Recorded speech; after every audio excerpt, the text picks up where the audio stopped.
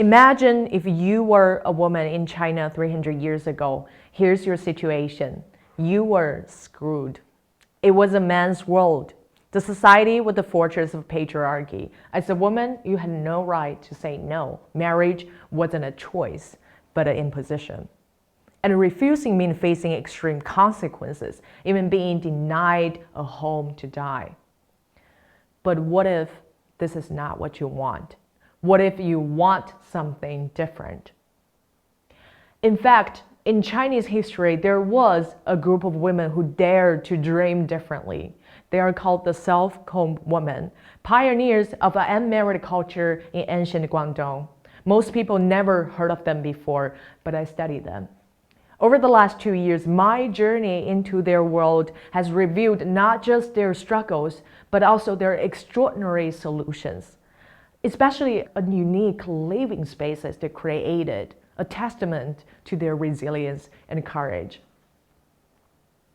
And today I want to tell their story, not just as a forgotten part of history, but as a source of inspiration for facing challenges of our own time. And I'd like to start my speech talking about challenge, because challenge is important. Challenge is what we all have in our lives, no matter who we are or when and where we live. And the story of self-combed woman starts with challenges too. So back then in China, a woman's value was tied to her marital choice. From society to families, unmarried women faced challenges from all sides. And yet it was within those challenges that change began. At the end of Qing Dynasty, about 200 years ago, the silk industry flourished in Guangdong. And thanks to this, women finally found financial independence. Before that, women could not work outside of domestic context, and that's practically why they had to marry someone to survive. But as they began to have income, they no longer had to rely on their husbands, and this was a remarkable change.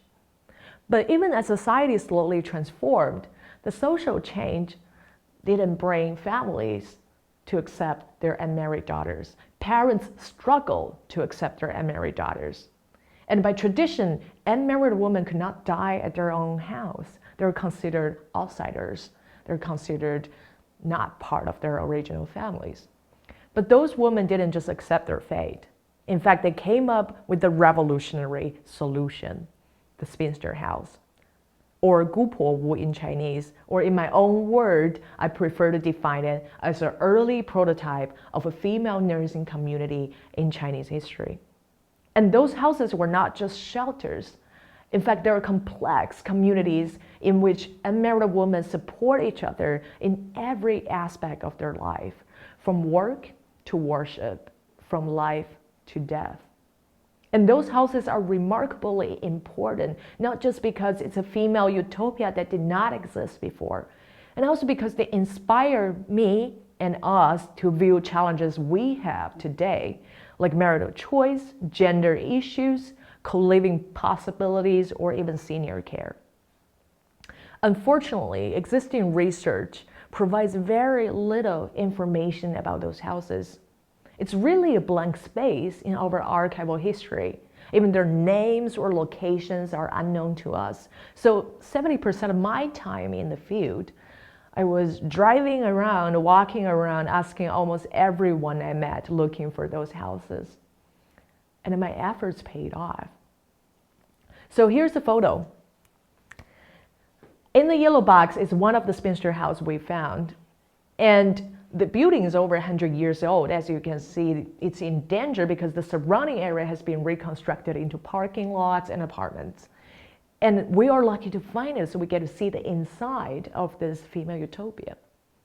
So here's another photo, a blueprint inside of the house.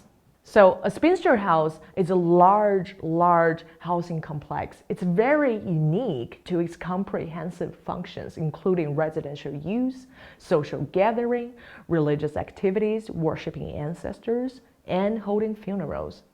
And having all these functions is not normal at all for a regular family house, but it is a case for self-combed women because the architecture itself becomes this all-in-one solution for those unmarried women to cope with challenges they had at the time. By tradition, only men could own a house. Only men could be worshipped by their families. Only men could have their names written down in genealogy. But things are different here. In spinster house, self-confessed women reappropriated all these functions into a female-friendly context. They created their own sisterhood, which resembles the family, but not biologically related. They created their own genealogy in which unmarried women have their names included. And they have their own ancestral hall where they worship self-confessed women only. And moreover, they hold funerals for each other, so unmarried women could die in a home with dignity. And I should have mentioned this earlier, that the name of self-confessed woman comes from a similar twist too, by reappropriation. Because by tradition, only married women could comb their hair up during their weddings.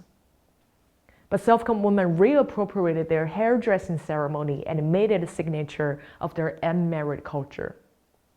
So we talk about challenges, right? And this is how women in our history cope with challenges. And I think it's particularly inspiring because they made revolutionary progress, not by going against challenges, but working with it, working around it. And that takes power, that takes creativity, and that takes wisdom. And we often think of our own challenges in a black and white situation. We want to fight it, we want to beat it, we want to win. But you know, sometimes it is this exact binary mindset that makes things extra difficult for us. Imagine again if you were one of those women. How many people do you think you need to accomplish what they had done?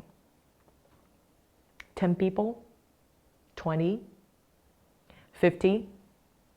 100?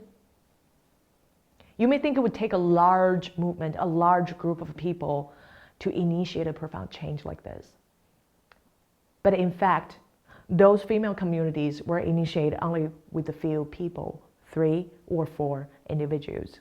It is their determination and courage that spark first and later become a transformation. And I would say that spark shines in every one of them, in each individual's mind. Their story is a story of a collective. It's also a story of individuals.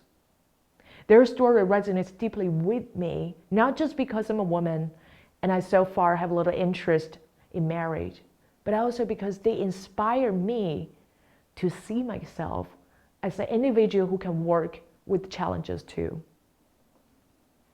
And as my own journey into discovering the legacy of those women, their unconventional stories become this powerful reminder for me. It reminds me that challenge is the opportunity for change. And change takes place with the smallest of steps. It takes one person daring to think differently, to dream differently.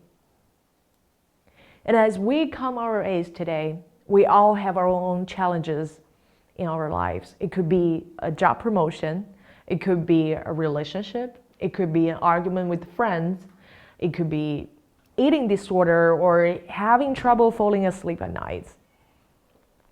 Those are all valid challenges. They may vary in scale and nature, but they all hold the potential for personal growth and transformation.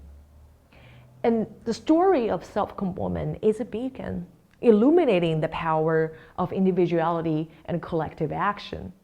So I urge you today, as we part our ways, to carry the spirits of those women with you, to let those women's legacy inspire you to view your own challenges not as obstacles, but as opportunities. And do remember, it is within the heart of adversity that lies the seed of evolution. And it's within our power, our individual's power, to nurture the seed into a force of transformation. Thank you.